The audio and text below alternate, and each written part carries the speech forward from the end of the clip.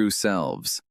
His red couch has hosted everyone from Hollywood royalty to actual royalty, from Oscar winners to Olympic champions. But on a Friday evening that would become legendary in British television history, Graham Norton faced something he hadn't encountered in his entire career. A prince so convinced of his own importance that he couldn't recognize charm when it sat across from him. So defensive that every question became an attack. So determined to control the conversation that he forgot he was on someone else's show.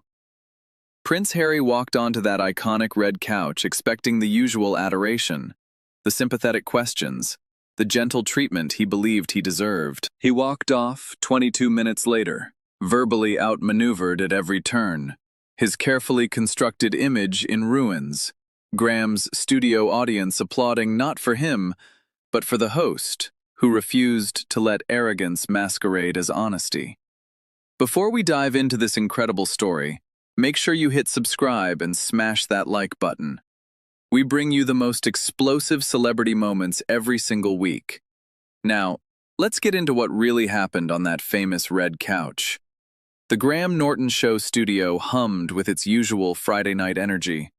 The iconic red couch sat waiting, the drinks were poured, and the audience buzzed with anticipation. Tonight's lineup promised fireworks, though not the kind anyone expected. The familiar theme music played, and Graham bounded onto the stage with his characteristic energy, greeting the audience with genuine warmth before settling into his chair. Welcome, welcome, welcome! We have a wonderful show tonight. Our first guest has been a prince, a soldier, an author, and one of the most talked about people on the planet. Please welcome Prince Harry! The applause was enthusiastic as Harry emerged from backstage, but something in his expression suggested this wasn't going to be a casual conversation. His smile was tight, his jaw set, his posture carrying the tension of someone who'd come prepared for battle rather than banter. He crossed the stage, offered Graham a brief, stiff handshake, and settled onto the red couch with the posture of someone expecting the furniture to be grateful. "Harry! Lovely to have you. How are you?" "I'm fine, Graham." But there was something flat in his tone, a guardedness that seemed premature given that nothing had happened yet. Graham smiled. "Just fine? Not thriving? That seems to be the word you usually use." Harry's eyes narrowed slightly. "I see you've done your research." "That's my job, darling. So, tell us, how's life in California? Sun, surf, celebrities?" Harry shrugged with practiced indifference. "It's home now. Better than being trapped in an institution that never valued me." Graham tilted his head. "Trapped's an interesting word choice. You grew up in palaces with staff attending to your every need. Most people would consider that the opposite of trapped. Most people don't understand what that life actually entails." "That's fair, but you could help them understand by explaining. What specifically made it feel like a trap?" Harry's expression shifted to something almost condescending. "I've written an entire book about it, Graham. Perhaps you should read it." The audience stirred uncomfortably. Graham's smile remained, but his eyes sharpened. "I have read it, cover to cover. That's why I'm asking follow-up questions. That's rather how interviews work." Harry shifted on the couch, his posture becoming defensive. "Your questions feel more like accusations. I've asked how you are and how's California. Those are literally the softest questions possible. If they feel like accusations, perhaps examine why." "Your tone." "My tone is curious and friendly, the same tone I use with everyone. Tom Hanks was here last week and managed to engage without treating me like an adversary. What makes your experience so different?" Harry's jaw tightened. "Tom Hanks isn't constantly attacked by the British media. Neither are you at the moment. You're on a chat show being asked about your life. That's not attack, that's conversation. Though I'm beginning to understand why you might confuse the two." The audience laughed nervously. Harry didn't. "Can we move on?" "Absolutely. Let's talk about your projects. Netflix. You had some big announcements when you signed that deal. Documentaries, a series about polo, various other ventures. How's that all going? Harry's expression flickered, the first sign of genuine discomfort. It's going well. We're creating meaningful content. Some of it's been canceled though, hasn't it? The animated series, some documentary concepts. What happened there? Harry's voice took on an edge. Projects evolve. That's the nature of the entertainment industry. Graham nodded thoughtfully. Evolve is a generous word for canceled. The trades used more direct language. They suggested Netflix wasn't getting value for their investment. The trades sensationalize everything. They also report facts. And the fact seems to be that a $100 million deal has produced less than expected. People are curious what went wrong. Harry leaned forward, his expression hardening. Nothing went wrong. Our focus shifted to other priorities. What priorities? Genuine question. You left Royal Life saying you wanted to be financially independent. You signed a massive deal. The deal seems to be underperforming. What's the explanation? The explanation is that we're not content machines. We produce quality when we have something important to say. But Netflix presumably didn't pay you $100 million to wait until inspiration struck. They paid for content. Content that hasn't materialized. I'm just trying to understand the gap between promise and delivery. Harry's face reddened. You're doing what everyone does, reducing complex creative work to business metrics. Graham smiled. I'm doing what any reasonable person does when someone takes a lot of money and produces not much, asking what happened. That's not reduction. That's accountability. The tension was building now. The audience could feel something shifting in the room. Let's try something else, Graham said smoothly. The Spotify situation. That ended quite dramatically. A senior executive called you and Meghan grifters. How did that feel? Harry's expression turned icy. It felt like character assassination from someone who didn't understand our vision. What was your vision? Because from the outside, it looked like you were paid millions for a podcast that produced 12 episodes over 3 years. That's not vision, that's barely output. Quality over quantity, Graham. Quality requires actual product to judge. 12 episodes barely registers as a podcast. Most podcasters produce that in a few months. What were you doing with the rest of the time? Harry stood up slightly, then forced himself to sit back down. I don't need to justify my work ethic to you. You don't need to justify anything. But you did take millions of dollars from companies that expected deliverables. When those deliverables don't appear, questions follow. That's not persecution, that's commerce. You're twisting everything. I'm describing observable facts. You signed deals, you underdelivered. The deals ended badly. Those are facts. If the facts feel like twisting, maybe the problem is with the facts, not my description of them. Graham took a sip of his wine, his posture relaxed but his attention focused. Let's talk about family. How are things with William? Harry's entire body tensed. I don't discuss my family. You've discussed your family extensively. In your book, your documentary, multiple interviews. Why is this interview different? Because I've learned that anything I say gets twisted. By who? I'm asking a simple question. How are things with your brother?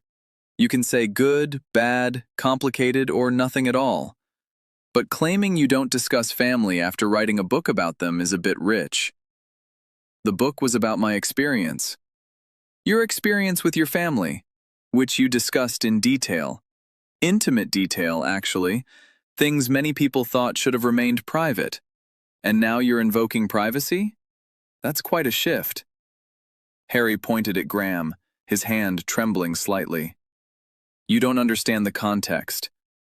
Then help me understand. That's what interviews are for. But every time I ask a question, you act like I'm attacking you. I'm not attacking you. I'm asking you to explain things you've publicly said. If you can't explain them, that's not my problem. That's yours. The audience murmured in agreement. Harry looked around, seeming to realize for the first time that the room wasn't on his side. Graham pressed forward, his charm never wavering but his questions becoming sharper. Let's talk about Megan. How is she? Harry's expression closed off completely. I'd prefer not to discuss my wife. Graham's eyebrows rose theatrically. Really?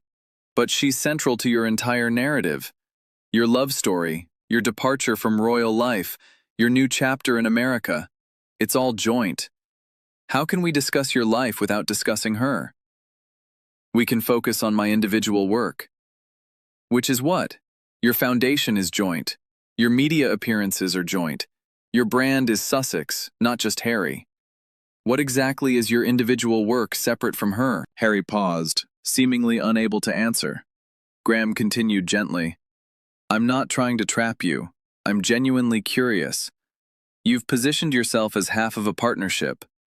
When you remove the partnership from discussion, what's left? I have my own identity. I'm sure you do. But you haven't shown it to the public. Everything we know about your post-royal life involves Meghan. So when you say you don't want to discuss her, you're essentially saying you don't want to discuss your entire public existence. Harry's voice sharpened dangerously. There are rumors I'd like to address since you're bringing her up. Which rumors? The divorce rumors. They're completely false. We're stronger than ever. Graham nodded. Good. Glad to hear it. Though I notice you brought up divorce, I just asked how she was doing. Why did your mind go to divorce? Harry stiffened. Because that's what the tabloids are saying. I'm not the tabloids. I asked a simple question. You escalated to divorce. That's interesting. It's not interesting. It's defensive. Because I'm tired of what? Of people asking about your marriage? Because you've invited those questions. The Netflix documentary, the interviews, the book, all of it centers on your relationship. You can't make your marriage the core of your brand and then complain when people ask about it. We're not a brand. You literally trademarked your names. You have a production company. You license your image. How is that not a brand? Harry stood up abruptly, the movement startling the audience. This is exactly what I expected. Another British host determined to tear me down. Graham didn't stand. He just looked up at Harry with an expression of mild curiosity. Tear you down? I've asked about your projects, your family, and your wife. Those are standard interview topics. If they feel like tearing down, maybe your foundation isn't as solid as you think. My foundation is fine. Is it? Because you seem quite fragile right now, upset by basic questions, defensive about your own choices, unable to discuss your marriage without leaping to divorce denials no one asked for. That's not the behavior of someone who's thriving. I am thriving. You keep saying that word, but thriving people don't get angry when asked about their lives. They don't treat every question as an attack. They don't flee interviews when things get uncomfortable. Harry's face contorted with barely suppressed rage. I'm not fleeing. You're standing up, preparing to walk out because I asked standard interview questions. That's fleeing. It's elegant fleeing, perhaps, but fleeing nonetheless. You've been hostile from the start. I've been charming from the start. It's rather my thing. Ask anyone who's been on this couch. I'm the friendliest interviewer in British television. The fact that friendly feels hostile to you says everything about where you are mentally. Harry grabbed his water glass, then set it down without drinking. I came here in good faith. Did you? Because from where I'm sitting, you came here with a list of topics you won't discuss, an attitude that suggests everyone is your enemy, and no apparent willingness to engage with anything that doesn't go exactly your way. That's not good faith. That's bad preparation. I don't need to be lectured. I'm not lecturing, I'm observing. There's a difference. And what I observe is someone who's deeply unhappy pretending to be thriving, someone who's defensive about everything because he knows his narrative doesn't hold up to scrutiny. My narrative holds up perfectly. Then why can't you answer simple questions? How's California? Should be an easy answer. How are your projects? Should inspire enthusiasm if they're going well. How's Meghan? Should be a chance to talk about someone you love. Instead, every question has been met with hostility. That's not a narrative holding up. That's a narrative falling apart. Harry pointed at Graham, his hand shaking. You're going to regret this interview. Graham smiled. That's very royal of you. Threats. Is that what you learned in the palace before you fled it? I didn't flee. You left, rapidly, after claiming you had no choice. Now you live in California, doing occasional media appearances where you complain about media. The irony isn't subtle, Harry. It never has been. Harry moved toward the edge of the set, then turned back for one final confrontation. You know what your problem is, Graham? You think being witty is the same as being intelligent. You think making people laugh gives you the right to make them uncomfortable. Graham nodded. I think discomfort is often where truth lives, and you've been extremely uncomfortable since you sat down, which suggests there's quite a lot of truth we haven't touched. There's no hidden truth. Then why so defensive? Why treat every question as an attack? Why bring up divorce when I asked how your wife was? Why refuse to discuss projects you're supposedly proud of? Why flee an interview that's barely begun? I'm not fleeing. I'm refusing to participate in a hostile environment. This is the friendliest show on British television. We have a live band. We serve wine. The lighting is warm. The audience is supportive. If this feels hostile, you might want to examine what hospitality feels like, because you seem to have forgotten. Harry's voice dropped to something cold. You'll regret this. You keep saying that, but regret is for people who've done something wrong. I've asked you questions about your own public statements. That's my job. If you can't handle the job being done, that's a you problem, not a me problem. Harry stared at Graham for a long moment. Something flickered behind his eyes. Anger, certainly, but also something that might have been recognition. The uncomfortable awareness that he was losing, had been losing since he walked in. This interview is over. Is it? We've barely started. I had questions about your charity work, your plans for the future, your relationship with your father. All potentially positive topics. But you've made it impossible to have a normal conversation. Impossible because you won't stop attacking. I've asked questions. You've attacked yourself with your answers. There's a difference. Harry turned and walked toward the exit. At the edge of the set, he paused. You're pathetic. This whole show is pathetic. Graham raised his glass. And yet you agreed to be on it. Cheers to that. The audience laughed. Harry's face went red, then pale. He walked off the set without another word. His footsteps echoed through the suddenly quiet studio until a door slammed in the distance. Graham sat in the silence for a moment, then turned to face his audience with a bemused expression. Well, that's certainly not how I expected tonight to go, he shrugged. I thought we might discuss his charities, his life in California, perhaps a few amusing anecdotes about adjusting to American culture. Instead, we got whatever that was. The audience laughed nervously. Here's the thing about interviews. They're supposed to be conversations. Give and take. I ask, you answer. We build something together. What we just witnessed wasn't conversation, it was confrontation. And he brought the confrontation with him. I just responded to it.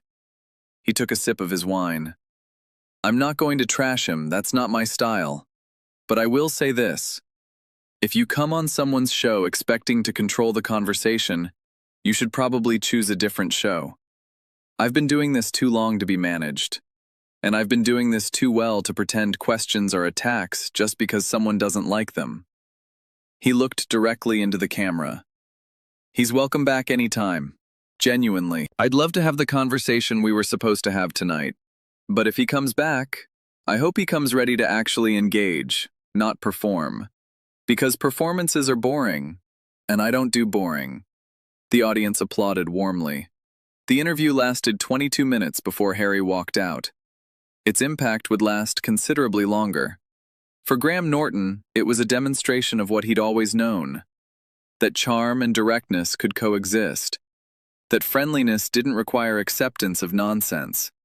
That asking questions with a smile was still asking questions. For Prince Harry, it was something else. Proof that his media strategy didn't work on everyone. Evidence that some interviewers couldn't be managed, no matter how carefully the talking points were prepared. Some couches are comfortable. Others reveal everything you're trying to hide. And Graham Norton's red couch had been revealing truths for over 2 decades. It wasn't about to stop for a prince. What do you think? Was Graham too harsh? Or did Harry deserve every question? Who would you like to see on the red couch next? Drop your thoughts in the comments below. If you enjoyed this story, don't forget to